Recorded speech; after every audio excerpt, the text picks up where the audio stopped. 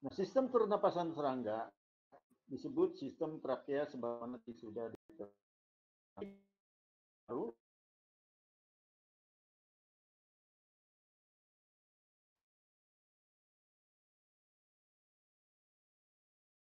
Ya,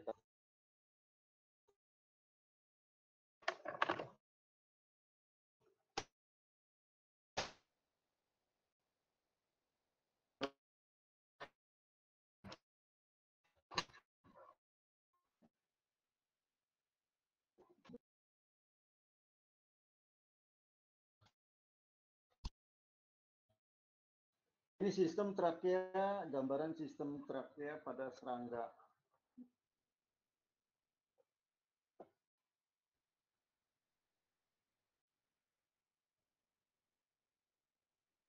Nah, ini sistem trakea.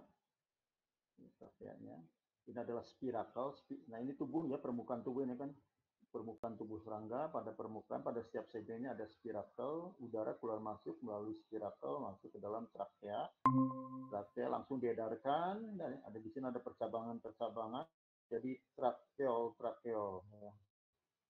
Trakea, dan pada setiap trakea ini ada cincin-cincin, kemudian bercabang menjadi trakeola, trakeola. Trakeola ini masuk ke dalam jaringan, ya ke dalam sel, langsung ke dalam sel. Nah, kita sudah tahu tadi eh, bahwa sel-sel serangga seperti sebagaimana pada sel hewan pada tingkat tinggi yang lainnya, ada cairan ekstraseluler yang disebut cairan interstisial itu masuk ke dalam sel, masuk ke dalam sel langsung ya. Jadi tidak melalui peredaran darah.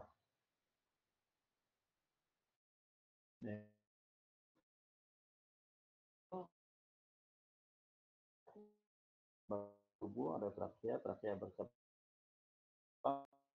jadi yang disebut trakeola.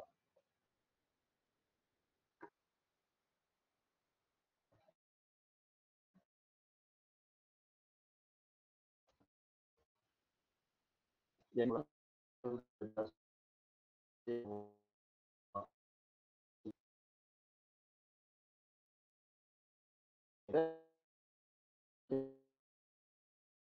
ada dan perut memungkinkan masuknya oksigen dari udara. Kebanyakan serangga memiliki sepasang spirakel per segmen. Ada 2 spirakel setiap segmen. Bentuk kecil, tetap tertutup sampai ada kebutuhan oksigen. Ketika spiral membuka, ketika tidak diperlukan atau sudah cukup, maka spiral tetap tertutup.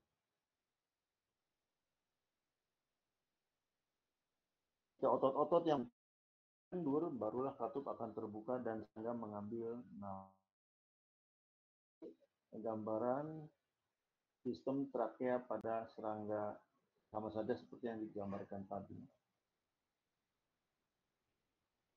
Pada ulat, spirakel sering terlihat sebagai titik kehitapan kecil. Nah, ini spirakel pada serangga ketika masih dalam fase ulat ya, spirakel. Mas apa ya? Ulat ya, ulat itu. Ini kelihatan ulat. Dapat dilihat.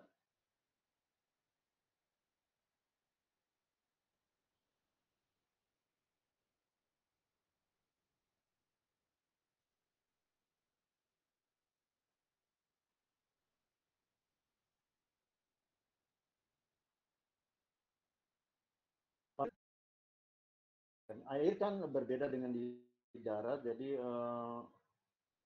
dia memiliki kantung udara yang berfungsi untuk menahan napas.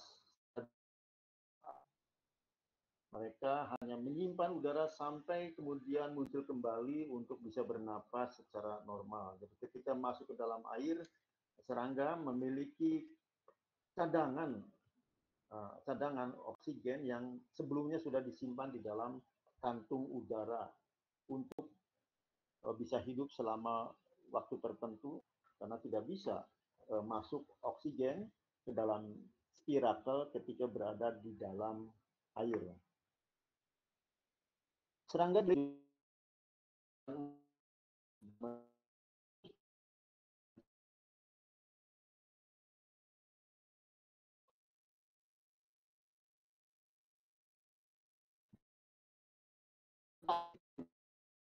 paksa menghembuskan udara dari udara dan keluar dari spirakel seancam yang membuat suara yang cukup keras untuk atau orang yang penasaran. Jadi mengeluarkan, ya, sebetulnya fungsinya udara dan oksigen. Tetapi simpanan udara dan oksigen di dalamnya bisa dengan paksa dikeluarkan dengan cukup keras yang akan menimbulkan suara dan itu akan menimbulkan kekagetan pada mungkin makhluk yang akan mengganggu atau menangkapnya. Masih misalnya mau ada pertanyaan, langsung aja bertanya ya.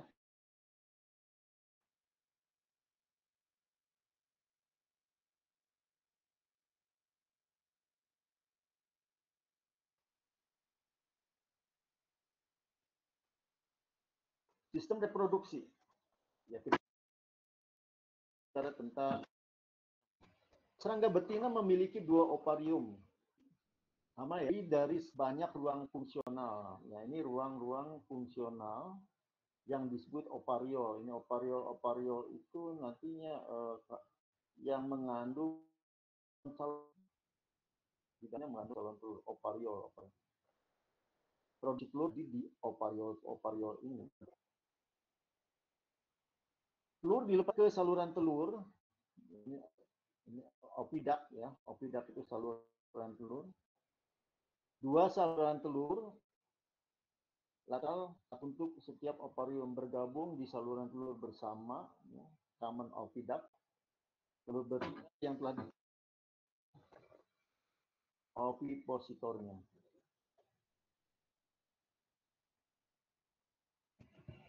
Serangga jantan memiliki organ reproduksi biasanya terdiri dari sepasang testis. Nah, ini testis pada serangga. Sketsa bukan gambar. Sketsa testis pada serangga yang terdiri dari sepasang yang terhubung dengan vesikula, terhubung dengan vesikula seminalis, ya, semen yang berisi semen berpasangan dan saluran. Sebagian besar serangga juga terdapat sejumlah kelenjar aksesori yang bermuara ke fasa deferens.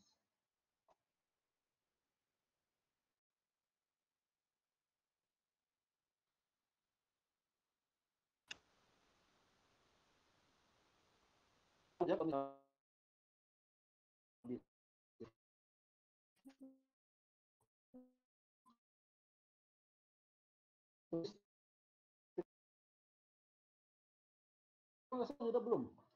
Belum ya? Belum Bapak, sistem ekskresi. Ya, kita masih membahas berbagai macam sistem secara umum. Sistem ekskresi seperti kita sudah tahu adalah sistem yang berfungsi untuk pembuangan limbah, yaitu zat-zat hasil metabolisme yang sudah tidak diperlukan lagi di dalam tubuh, di mana kalau masih ada di dalam tubuh itu akan menimbulkan, harus ada sistem yang membuangnya, yang dikenal sebagai sistem ekskresi. Secara anatomi sistem ekskresi di sini digambarkan dengan tanda merah. Yang 16 ya, 16 ini usus belakang. Jadi usus itu selain berfungsi sebagai saluran pencernaan, pada serangga juga sebagai bagian dari sistem ekskresi. Ya, masih ditangani oleh organ yang sama, baik pencernaan maupun sistem pembuangan. Jadi usus belakang yang terdiri dari usus, rectum, anus, dan tubulus malpighi. Ya, tubulus malpighi ini berfungsi sebagai bagian dari sistem ekskresi pada serangga. Tubulus malpighi bekerja dengan usus, ya, artinya bekerja sama dengan usus belakang mengeluarkan limbah bernitrogen. Organ ini bermuara ke saluran pencernaan dan terhubung di persimpangan antara usus tengah dan usus belakang. Berdifusi ke tubulus malpighi. Dari hemolim berarti jadi dari semacam darah yang ada di tubuh itu juga mengandung limbah. Ya, limbah dari hemolim berdifusi ke tubulus malpighi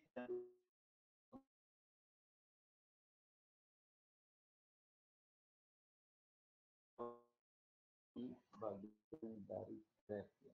Jadi ini kerjasama antara usus dengan tubulus malpighi yang bersih melaksanakan tugas sebagai alat untuk ekskresi. Peran usus dalam sistem ekskresi. Usus belakang berperan sebagai organ berfungsi dalam konteks buangan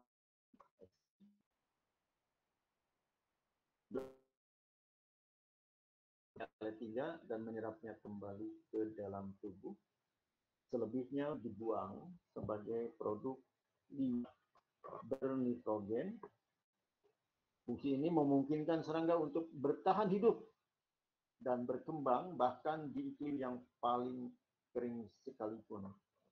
Jadi dengan mekanisme ekskresi seperti ini, serangga mampu bertahan hidup dan berkembang di iklim yang paling ekstrim.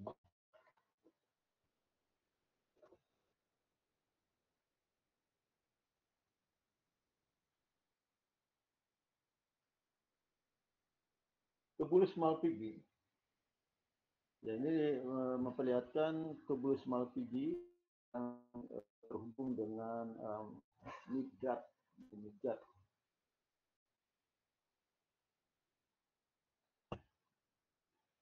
Tubulus malpighi terletak di daerah posterior di bagian belakang dan bermuara ke saluran pencernaan di persimpangan usus tengah dan usus belakang. Jadi di batas antara usus tengah dan usus belakang itu terdapat tubulus malpighi yang bertujuan mirip seperti fungsi ginjal. Jadi tubulus malpighi ini kalau hewan vertebrata itu katakan semacam ginjal gitu ya, tapi masih sangat primitif.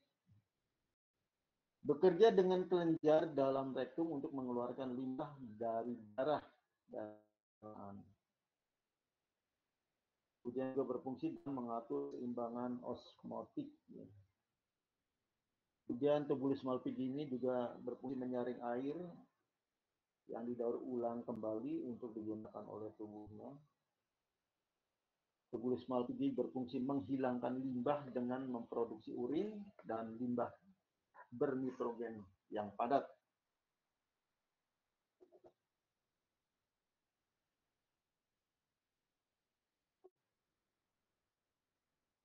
Jumlah tubulus bervariasi.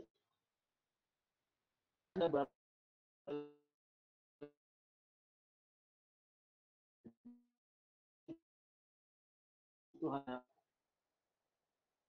yang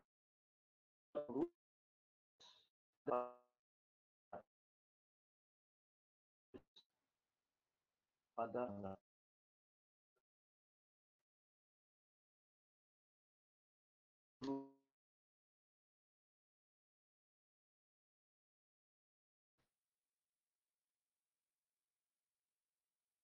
produk limbah dari hemolim atau darah serangga berdifusi. Nah, ini dapat dilihat ini berdifusi dari dalam lingkungan cairan ekstraseluler, garam-garam, air, kemudian limbah-limbah bernitrogen berdifusi ke dalam tubulus, masuk dalam hindgut. Nah, ini di luarnya itu adalah cairan hemolim. Seperti apa ya, tergenang ya. Jadi organ-organ dalam serangga itu seperti tergenang.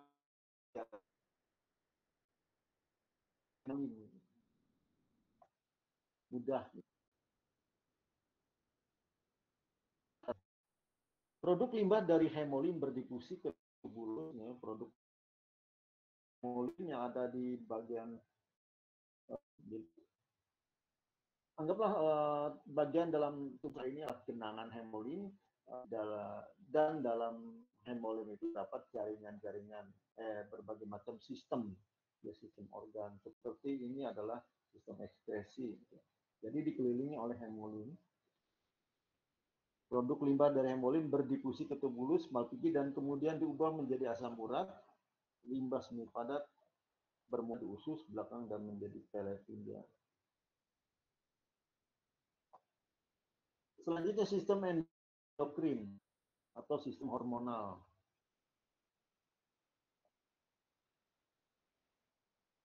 Hormon dapat pada sel target. Efeknya mungkin merangsang atau efeknya mungkin menghambat. Jadi fungsi hormon itu bisa dalam konteks merangsang dan dalam konteks penghambatannya. Merangsang pengeluaran telur, ya, seperti contoh minggu yang lalu saya mencontohkan bahwa pengeluaran telur pada serangga itu dipicu atau dirangsang oleh hormon prostaglandin. Prostaglandin itu untuk menstimulasi pengeluaran telur. Contoh pengeluaran telur pada serangga. Jadi kalau serangga sudah menghasilkan telur yang matang, telur itu kalau dibuahi ya menjadi telur yang memang menjadi individu. Nah, pelepasannya itu dirangsang atau distimulasi oleh hormon. Hormon dalam hal ini adalah hormon prostaglandin. Sehingga kalau produksi prostaglandin itu dihambat, maka otomatis pengeluaran telur juga terhambat. Artinya telur masih tetap tersimpan di dalam ovarium. Pada contoh minggu yang lalu ya. Jadi dan penghambatan hormon juga, kalau hormon di satu sisi berfungsi sebagai stimulasi untuk merangsang, tetapi hormon juga pada sisi yang lain yang berbeda itu berfungsi menghambat produksi hormon yang lain. Ada hormon yang berfungsi untuk menghambat diproduksi. Nah, itu berarti hormon itu mempunyai efek merangsang dan mempunyai efek juga menghambat. Baik menghambat pada fungsi tertentu maupun menghambat produksi hormon yang lain. Pada serangga, kategori sel penghasil hormon antara kelenjar endokrin, ya, pada ini juga pasti banyak kelenjar endokrin yang dikenal. Jadi kelenjar endokrin itu adalah kelenjar yang memproduksi hormon dan melepaskannya ke sistem peredaran darah. Nah, dalam hal ini melepaskannya dalam hemolin. Sel penghasil hormon serangga lainnya adalah organ neurohemal. Jadi itu adalah senyawa kimia yang dihasilkan oleh semacam organ saraf. Organ neurohemal ini menyimak dan melepaskan produk sekretori oleh sinyal dari sistem saraf atau sinyal dari hormon yang lain. Sel penghasil hormon yang lain pada serangga selain kelenjar endokrin dan organ neurohemal dikenal juga ada sel neurosekresi.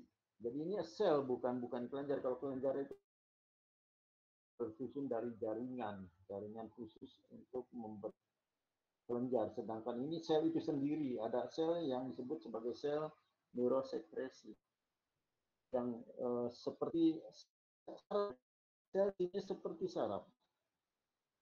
Sel neurosekresi ini menanggapi rangsangan dengan memproduksi dan mengeluarkan pesan dan sistem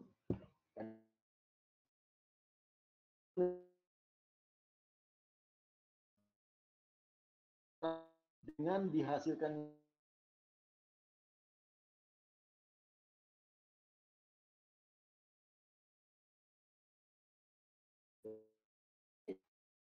dalam responnya menghasilkan biasanya sel neurosekresi menjadi penghubung dan sistem endokrin.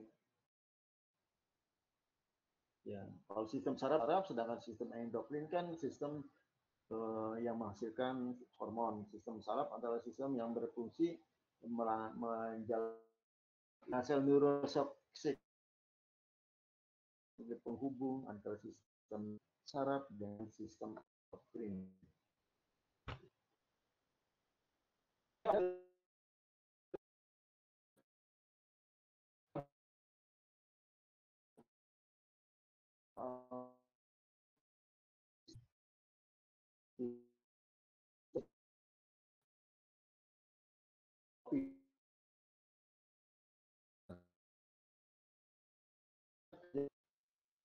Endokrin ya, kelenjar endokrin atau kelenjar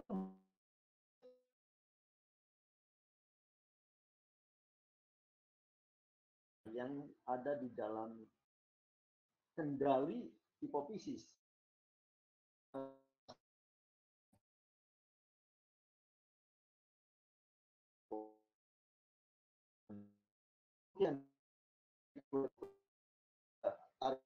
Target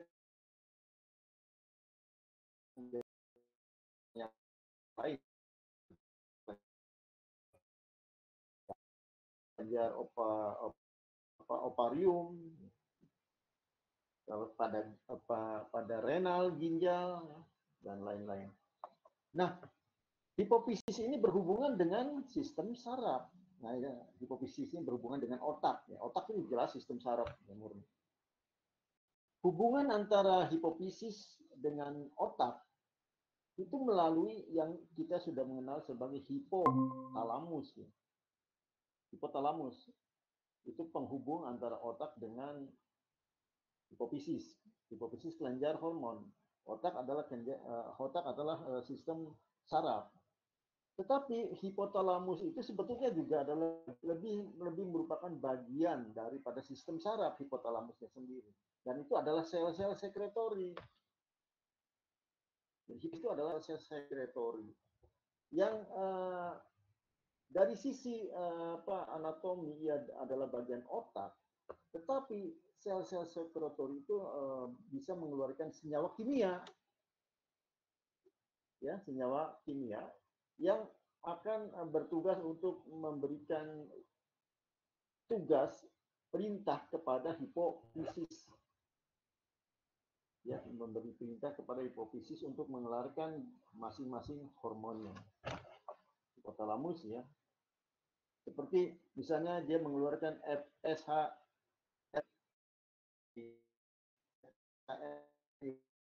follicle stimulating hormone dari hipofisis. RF itu adalah istilah semacam, jadi di sini bukan sepenuhnya saraf, tetapi senyawa kimia. Suatu senyawa kimia yang dilepaskan oleh hipotalamus ya sebagai faktor pelepas. Faktor pelepas yang akan mempengaruhi hipofisis untuk melepaskan apa? Hormon apa? Kalau misalnya diperintahkan dilepaskan oleh hipofisis adalah follicle stimulating hormone, maka hipotalamus mengeluarkan FSH-RF, follicle RF itu releasing factor, faktor pelepas follicle stimulating hormone. Nah, hipotalamus itu ternyata serangga sudah memiliki sel-sel sekretori. Tetapi tentu karena dia adalah serangga, dia hanya merupakan sel-sel neurosekretori. Kalau pada kita itu terkumpul pada hipotalamus, pada serangga itu hanya berupa sel neurosekresi, sekretor dengan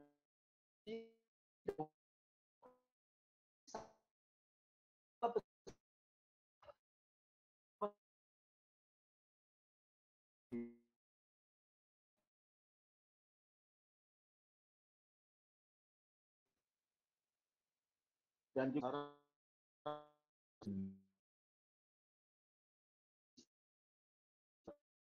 hewan tingkat tinggi sudah mulai tampak pada seksi. hewan lebih rendah dari serangga tidak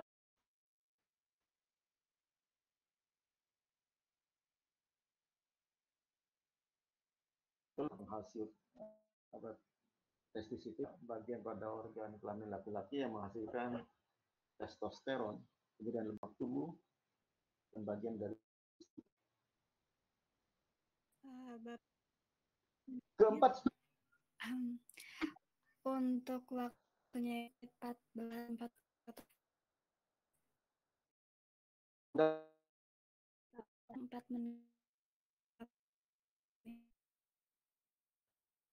Ya baik, nggak apa-apa, kasih informasikan. Jadi oke,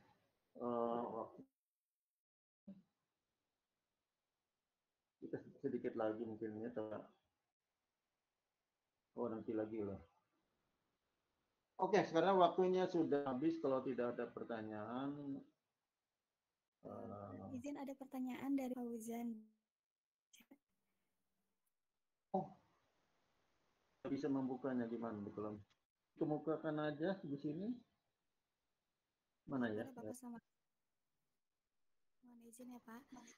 Bismillahirrahmanirrahim. Assalamualaikum. Saya Fauzan. Izin Bapak, apakah dalam sel darah terdapat darah putih yang berfungsi sebagai kekebalan tubuh? Jika tidak, bagaimana sistem imunitas serangga untuk mengatasi zat asing yang masuk ke dalam tubuhnya? Lalu bagaimana susunan dari hemolimpa itu sendiri? Terima kasih. Seperti itu Bapak pertanyaannya. Wah, pertanyaannya menarik ya. Kadang tidak di luar dugaan ya. Apakah sel darah serangga mau jadi sel darah putih? Saya tidak mendengar ada istilah sel darah putih di serangga ya, cuman ada istilah hemosit saja, sel darah hemosit ya, tadi dikatakan hemosit ya, dan tidak melaksanakan fungsi apa dan darah juga. Ya. Jadi tidak darah putih, tapi mungkin ada referensi dari teman-teman, apakah sel darah putih pada serangga? Sejauh yang saya ketahui tidak ada sel darah putih. Nah, kalau tidak ada katanya, nah mekanisme pertahanan fungsi untuk melawan misalnya benda-benda asing atau racun. Tentang mekanisme pengganti sel darah putih pada serangga saya belum menguasai sistem kekebalannya. Saya mau dengar dulu, mungkin dari yang lain ada yang tahu bagaimana mekanisme pengendalian kekebalan pada serangga.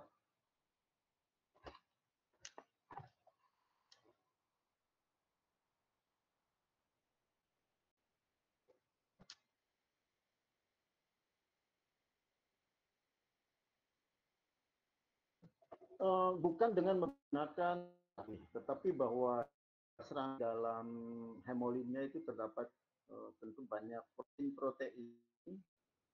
protein yang memiliki fungsi melawan penyakit, yang melawan terhadap penyakit. Jadi banyak terdapat protein-protein yang berfungsi untuk melawan berbagai macam penyakit yang terkait dengan serangga.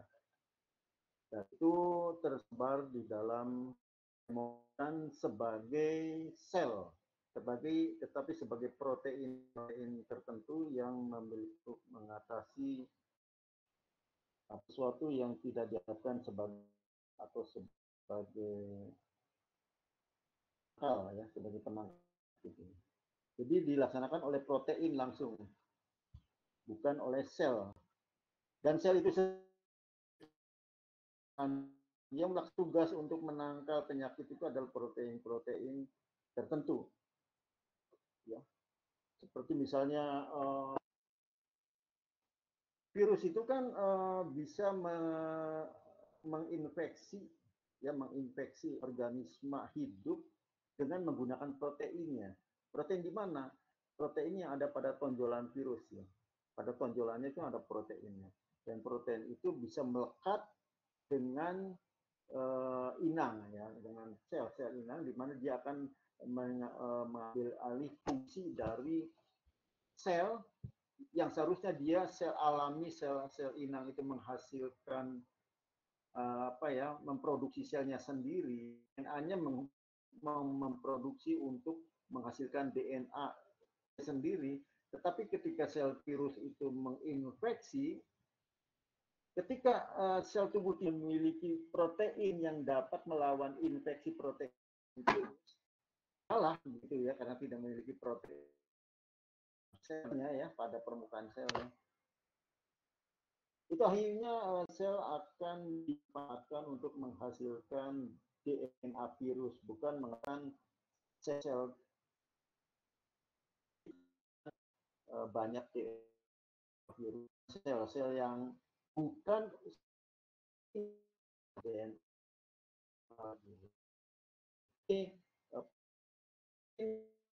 Ada satu untuk menginfeksi, dan di dalam tubuh ada protein yang berperan untuk menangkal infeksi. Oke, jadi protein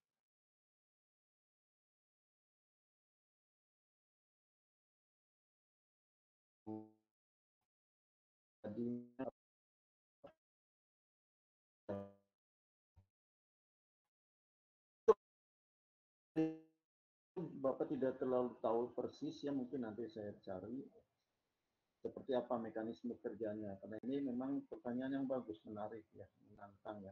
Saya kira bagus juga untuk diskusi juga di forum ini, jangan statis lah, kalau bisa Anda juga bisa sambil buka referensi, entah itu melalui setting, jadi lebih interaktif, saling memberikan kontribusi jawaban ya, tentang pertanyaan seperti itu. Baik, saya kira kita akan tutup dulu perkuliahan minggu depan. Terima kasih atas perhatiannya. Ini ada 30 yang ada di, tolong nanti bisa di share ya oleh Rosi. Terima kasih. Mohon maaf kurangan. Kebetulan Bapak juga sambil dua pekerjaan yang lain. Ya, alhamdulillah saya ucapkan, dan saya tutup dengan ucapan Assalamualaikum warahmatullahi wabarakatuh. Waalaikumsalam warahmatullahi wabarakatuh. Terima kasih banyak, Pak. Selamat berlibur ya, diganggu liburnya. Siap, Bapak. Makasih banyak. Ya, selamat libur dan semoga sehat selalu. Oke, Bapak izin live.